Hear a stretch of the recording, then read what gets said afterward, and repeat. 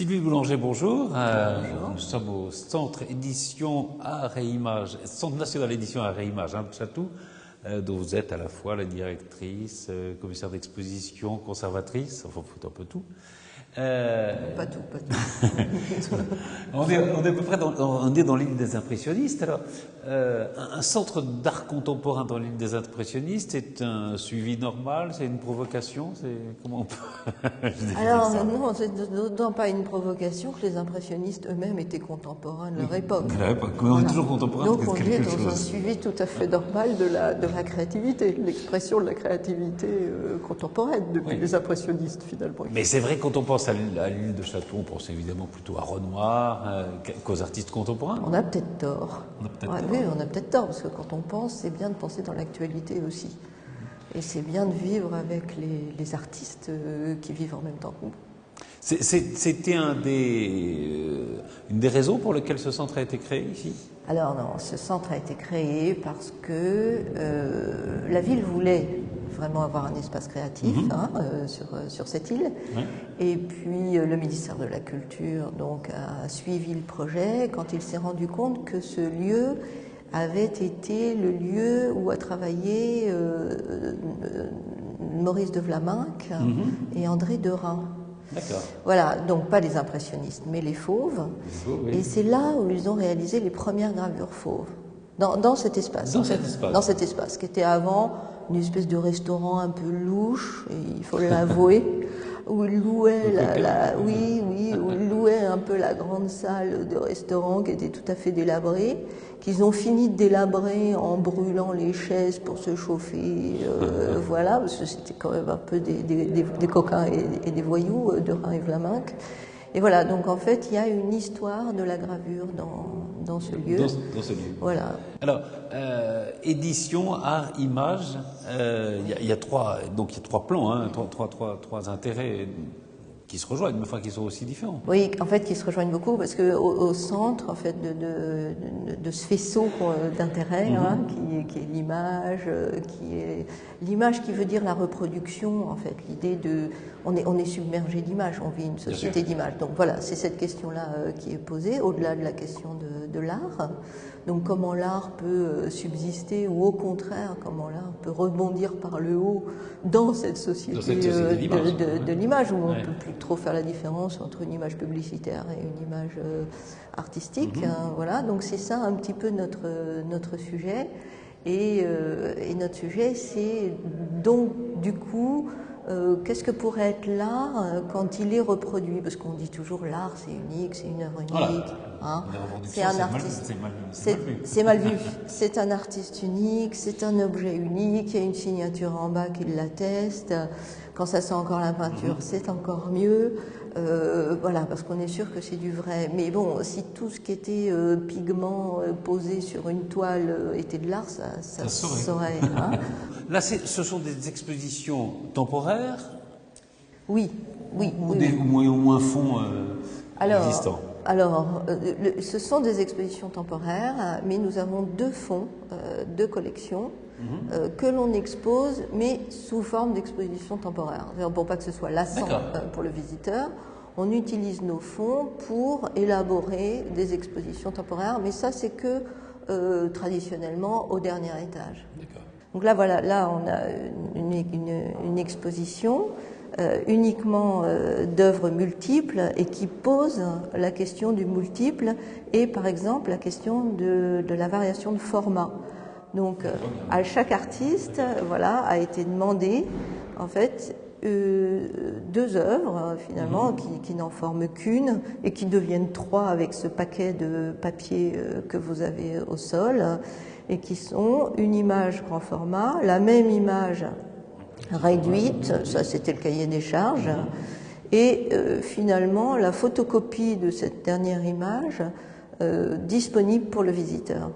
Et donc, ça, ce sont des œuvres que vous commandez vous-même alors? Alors ça non, ça justement on a invité More Publisher, qui est un groupe d'éditeurs qui fait le même travail que nous, qui commande à des artistes. D'accord. Donc on invite des invités. Très bien. Dans cette salle-là. Dans cette salle. Voilà.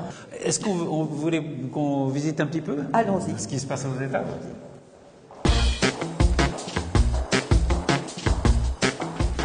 magnifique cet escalier.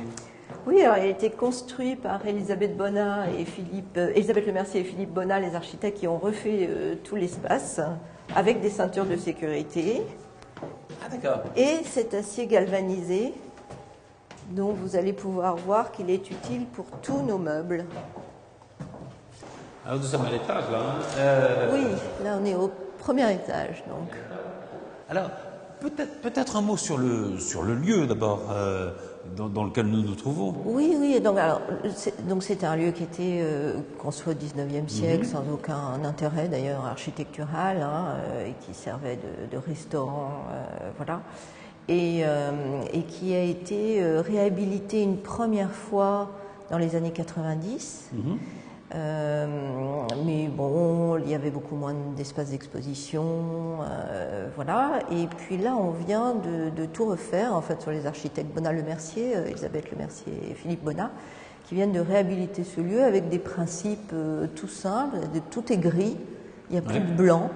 Donc on homogénéise un peu toutes les salles parce qu'on avait le choix entre faire des white cubes, comme ça se fait régulièrement dans l'art contemporain, mais on trouvait que ça convenait pas ici, c'était pas juste. Ici ça ressemble à une maison et c'était plus drôle de le garder comme ça, avec ces traits de lumière au plafond qui sont très forts, qui sont une écriture très juste et qui apporte une lumière du jour en fait à l'intérieur.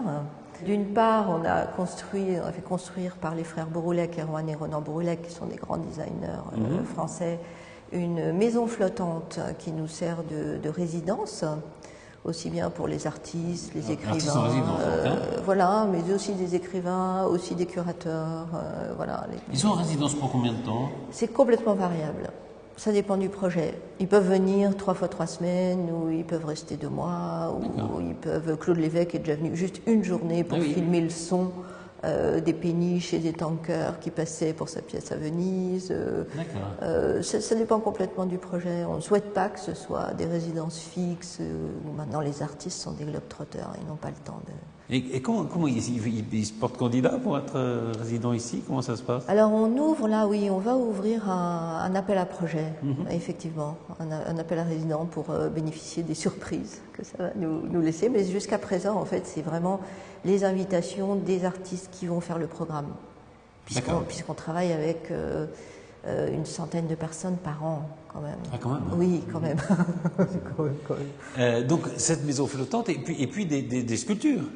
Et puis à l'extérieur, justement, c'est un des artistes, c'est Yona Friedman, avec qui on travaille maintenant depuis près de 10 ans, qui est un jeune artiste de 91 ans dans quelques jours, et architecte utopiste, et qui a décidé, qui aime tellement le lieu, qu'il en fait son terrain de jeu, son terrain d'expérimentation.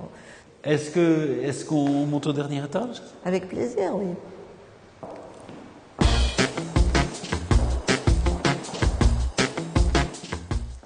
Alors là, on est au dernier étage. Ah oui, j'ai compris ça, parce que j'ai vu que l'œuvre s'appelait Mad World, Good Strange World, World. Strange World. Voilà. Fou, bon et étrange. Voilà, monde. En fait, c'est alors ça s'amuse beaucoup parce qu'on peut balancer des... On doit jouer. Des petites balles. Oui. D'ailleurs, le jouet est quelque chose qui nous intéresse beaucoup, parce que contrairement au jeu, le jouet n'a pas de règles. Un jouet, on doit inventer ses propres règles. Alors qu'un oui, là, il n'y a pas de règles. Là, est-ce qu'on balance les balles? Les jouets, les enfants, quand ils jouent, inventent, évidemment. Les meilleurs jouets, c'est quand on invente ses propres règles. Donc, ça nous intéresse beaucoup d'un point de vue de l'art. Ça vous intéresse du point de vue de l'art? C'est intéressant du point de vue de l'accueil du public aussi, non? Tout à fait. Alors pour l'accueil du public, on réfléchit beaucoup. C'est compliqué. C'est compliqué. Oui, c'est compliqué. Le public qui vient on adore ça. Alors le public vient de très loin et de très près. C'est-à-dire qu'on a environ un tiers du public qui vient de la région Yvelines. Voilà, c'est ça. Non, mais même plus précisément en fait du département. Et puis un tiers qui vient de Paris. Très régulièrement, plus les amateurs d'art, Bien sûr, oui. voilà. Et puis un tiers qui vient du monde entier parce qu'on a cette spécialisation sur le livre d'artiste et sur l'édition. Donc on a tous les fanatiques de ce champ-là qui viennent nous voir. On est toujours très étonnés. Et il y a des rencontres avec les artistes? Oui, il y a très souvent des rencontres. Alors on évite justement, les vernissages un peu compassés et on a créé ce qu'on appelle des festivals. C'est-à-dire que tout le monde est invité, tout le public est invité gratuitement pendant un week-end entier où les artistes sont là, font des performances, il y a de la danse, de la musique, des conférences, voilà. Donc un côté quoi, à la fois didactique, non? On pourrait dire ça. Oui, didactique. ludique, Oui, c'est ça. Oui. En tout cas, on fait attention à la transmission. Par exemple, les guides, on évite les guides de visite, voilà, un peu trop arty, et on invite plutôt des écrivains à écrire leur propre guide de visite et à raconter ce que leur a fait l'exposition. Plutôt que d'expliquer ce qu'il faut penser et ce qu'il faut voir, on invite plutôt des gens à raconter ce que ça leur a fait. Voilà. Et justement, là, nous, on est au dernier étage, mais à l'entrée même du centre, il y a toutes les éditions que vous faites. Hein. Oui, voilà, on publie pas mal. Oui. On publie pas mal. Uniquement le livre d'artiste, pas de catalogue. Très peu de catalogue. Donc pas de commentaires sur l'art, directement des gestes artistiques toujours. Voilà. Sylvie Boulanger, merci infiniment de cette visite un peu courte. Mais voilà, il suffit de venir. Il faut venir, voilà, pour prolonger. Merci beaucoup. Au revoir.